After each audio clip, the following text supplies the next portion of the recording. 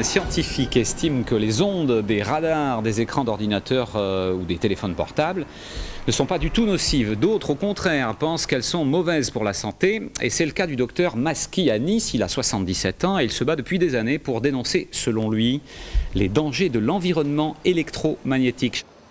Nous sommes du matin au soir entourés d'appareils électriques de toutes sortes, fonctionnant ou utilisant le courant électrique. Nous sommes habillés souvent de vêtements en nylon qui nous chargent d'électricité. Nous avons des chaussures qui nous isolent du sol. Nous marchons sur des revêtements qui sont des isolants électriques.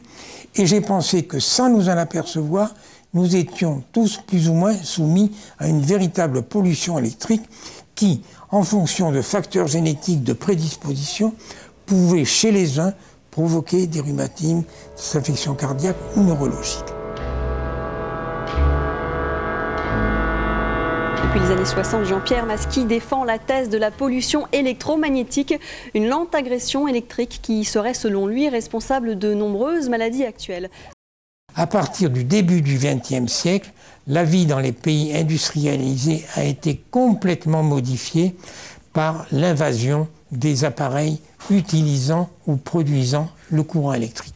À l'heure actuelle, tout est conditionné par le courant électrique et par les appareils qui...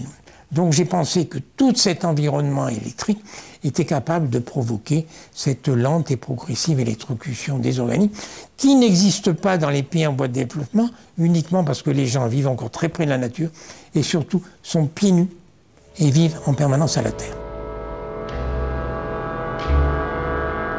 La pollution électromagnétique, tout le monde en parle. J'ai eu cette idée, elle est reconnue dans le monde entier. Quand on est pieds nus, on est à la masse. Quand on est isolé avec du caoutchouc, on est sous tension quand il y a des agressions électriques. Voilà l'idée toute simple et toute bête, vous comprenez? Quand j'ai présenté les premiers malades en 1967 à l'hôpital Pasteur à Nice à un confrère, il m'a dit « mais c'est l'œuf de Colomb que vous me présentez là ». Effectivement.